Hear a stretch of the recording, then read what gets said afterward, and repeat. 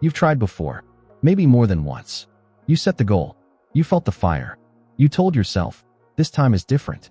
And then, somewhere around day 4, you stopped. Not because you're lazy, not because you're weak, but because nobody told you the one thing that actually makes change stick. Here's what's strange.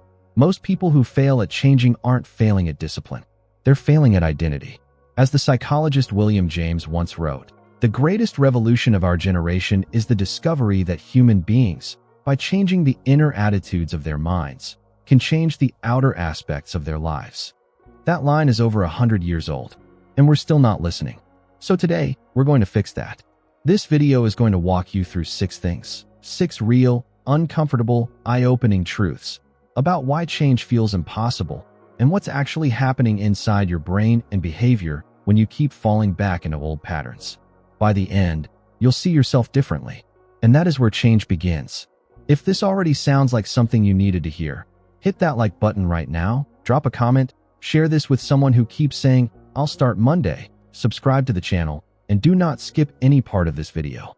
Every section builds on the last. Number 1.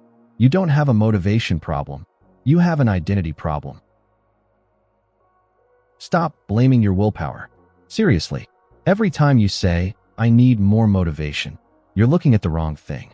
Motivation comes and goes. It's weather, not climate. What actually drives lasting change is something quieter and far more stubborn, your sense of who you are. James Clear, who spent years studying behavior patterns, puts it plainly. People don't rise to the level of their goals. They fall to the level of their identity. Think about that.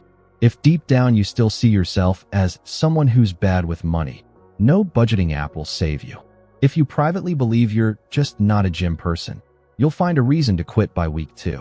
The behavior follows the belief, always. The shift isn't, I want to run a mile. It's, I'm becoming someone who moves their body. Small difference in words. Massive difference in staying power. Number 2. Your brain is literally built to resist change. This is where it gets uncomfortable and fascinating. Your brain has a built-in system called the default mode network. Its entire job is to keep you predictable, safe, familiar. Neuroscientists describe it as the brain's autopilot, and it is incredibly good at its job. Every habit you have, good or bad, is essentially a groove worn into your neural pathways. The longer the habit, the deeper the groove. Trying to change without understanding this is like trying to reroute a river with your hands. Here's what this means practically. The discomfort you feel when you try something new isn't weakness. It's biology. Your brain is doing exactly what it was designed to do. The question is whether you'll override the autopilot or hand it the wheel again. Number 3. The environment around you is quietly running the show. Here's something most self-help content skips entirely. You can have the best intentions on earth, and your kitchen, your phone screen, your social circle will undo all of it before noon. Stanford behavioral scientist B.J. Fogg spent decades studying why people fail at change, and his conclusion was almost anticlimactic. You are not the problem. Your design is. Meaning, the spaces and systems around you are either working for your goals or against them. There is no neutral. Want to read more? Put the book on your pillow. Want to eat less sugar? Don't keep it in the house. These aren't hacks, they're architecture. Change the environment, and you reduce the need for willpower entirely. Number 4. The story you tell about your past is keeping you stuck. Pay attention here. This one hits differently. There's a man named Victor. Mid-30s, smart, genuinely kind. But every time he tried to change, financially, professionally, personally, he'd say the same thing. That's just how I've always been. 6 words. And those 6 words had more power over his life than any circumstance ever did. Psychologist Carol Dweck's research on mindset suggests something quietly radical. The story we attach to our history determines whether we see our traits as fixed facts or as starting points. People who believe their qualities are carved in stone, what she calls a fixed mindset, don't just struggle with change. They avoid the situations where change could happen. Your past is data, not destiny. The moment you stop narrating it as a life sentence, something shifts. Number 5. You're trying to change too much at once. This is the mistake almost everyone makes, and it's an honest one. You watch a video like this. You feel inspired. You write down 8 goals, buy a planner, download 3 apps, and set 17 alarms.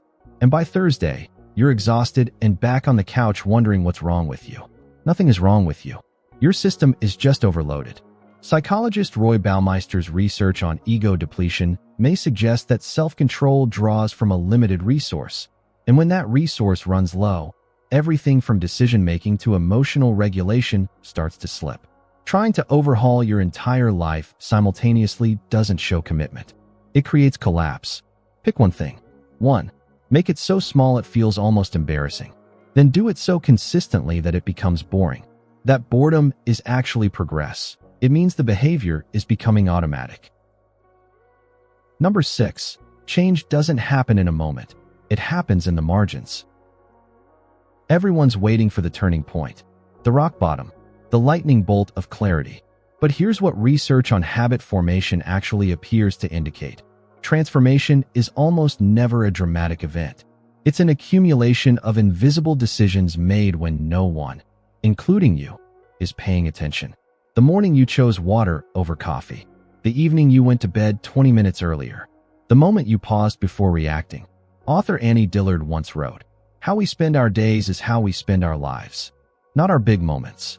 Our days. The margins. The gaps between the things we consider important. The turning point you're waiting for? You may already be inside it. You just don't recognize it yet, because it looks ordinary. So let's bring this together, because this matters. You are not broken. You are not unmotivated. You are not too far gone. What you may be is uninformed about how identity shapes behavior, how your brain protects familiar patterns, how your environment nudges you without asking permission, how the story you carry about yourself can quietly close doors, how less is genuinely more when it comes to building new habits, and how the quiet, unremarkable moments are where real change is actually forged. None of this requires a perfect day. It requires a slightly more honest one. If this video opens something in you, even a small crack, that's enough to start. Like this video. Share it with someone who needs to hear it. Leave your affirmation in the comments. And subscribe to this channel, because this is exactly the kind of conversation we have here, regularly. Change isn't coming. It's already in motion. You just decided to see it.